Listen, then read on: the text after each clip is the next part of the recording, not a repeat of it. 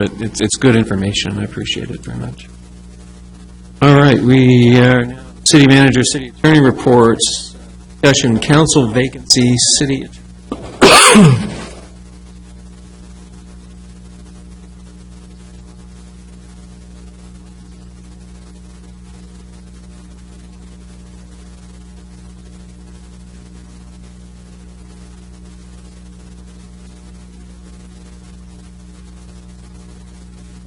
I'm not hearing anything over here.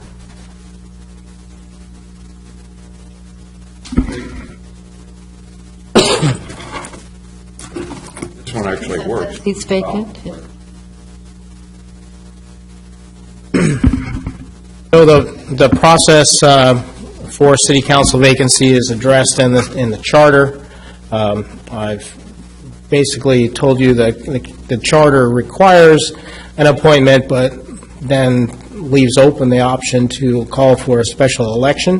If I might interrupt just for a moment, for the folks who haven't been following this from day one, can you tell them why we're talking about this in the first place? Hey, I'm sorry.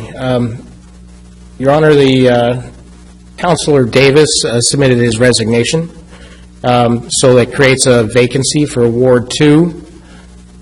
The charter provides a mechanism for filling the vacancy through appointment. The charter also allows the city council to call for a special election. The process is more complicated if we go to an election and will cause delay. However, it will cost more as well, but you can attempt to share the cost with other entities that are seeking ballot measures and that kind of thing. The appointment process in the past has been handled through an announcement, which indicates that we're accepting applications from those interested. They would submit what is basically our standard application form, and you would go through a process which is akin to the interview process for planning commissioners in our code.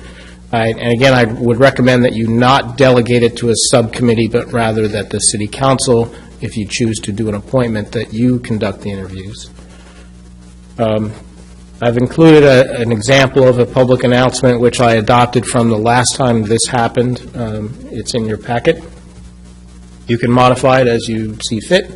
You can also ask staff to look into more detail what the estimated cost of putting this out in a special election would be.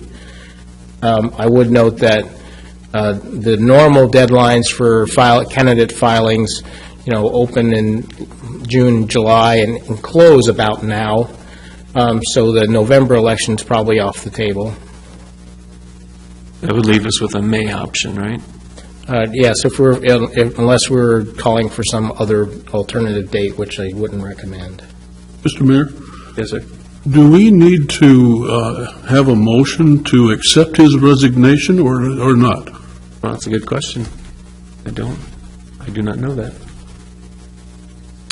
I believe in the past you have, by motion, accepted the resignation and declared the position vacant. I think that's right.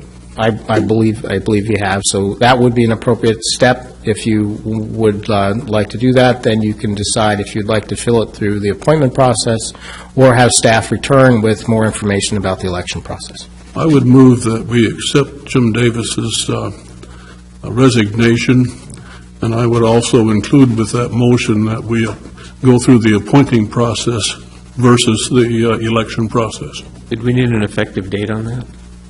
Or just as of today? It's effective the date of his letter. Yeah, I just... Or the receipt of his letter. Motion, I don't have that date. I don't actually have his letter in front of me, but you would declare the position vacant. And if it was necessary to have that date in it. Effective the date that we received his resignation letter. That was my motion.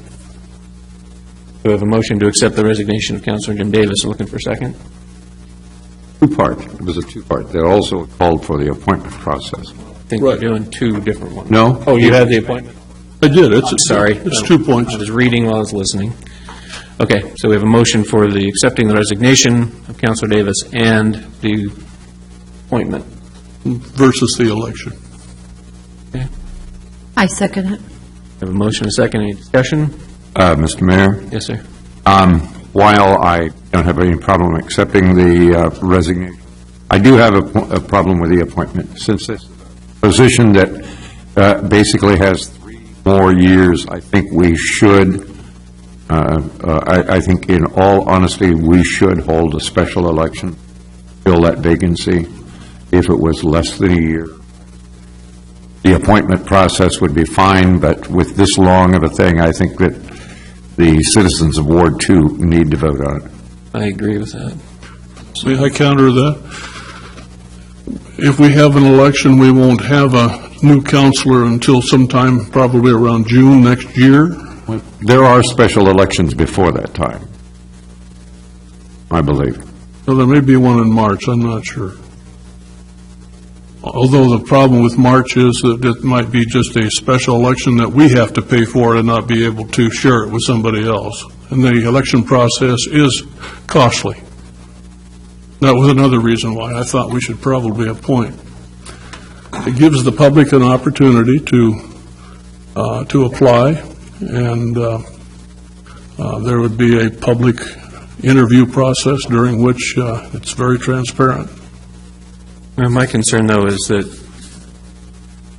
maybe people can apply, but do people get to vote? Do people get a chance to express their will in this? And that's always my biggest concern, that it's a long term. I got to agree with Councilor Ryan. If we're talking, when Councilor Coons passed, it was a short term and it was easy enough to appoint, but this is a long time to tell people, we're going to tell you how you're going to be represented in your ward, and I just think it goes counter to what we're trying to accomplish here.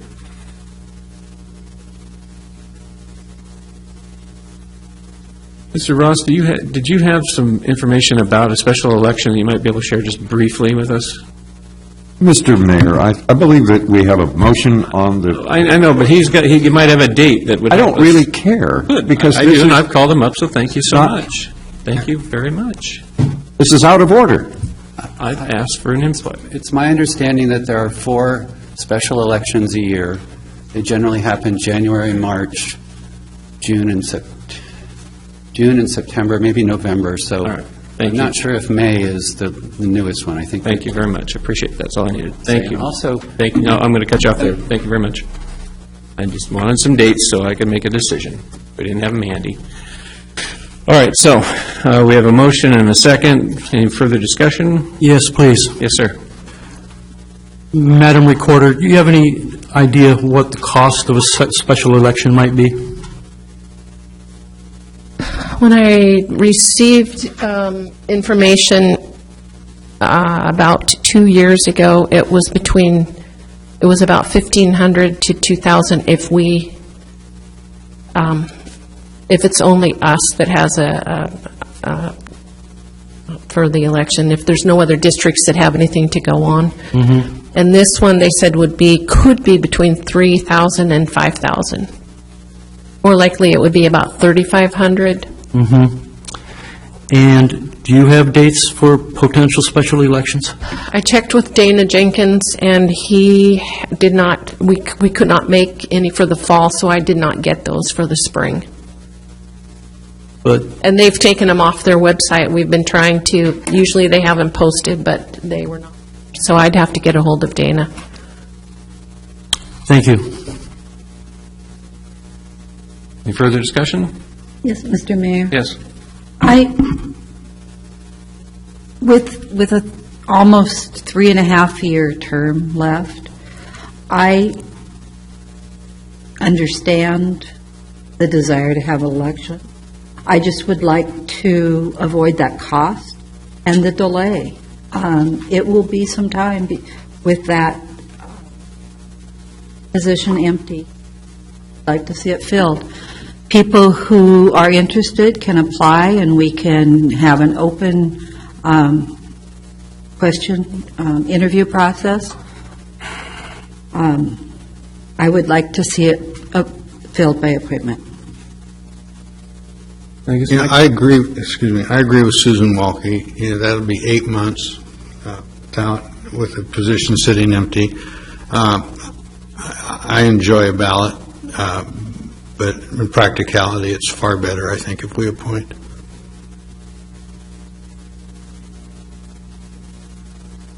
Further discussion? Well, let's go ahead and have a roll call on this. Williams, No. Norikis, Yes. Ryan, No. Sprague, Yes. Walke, Yes. and Ward. Yes. Motion carries. All right.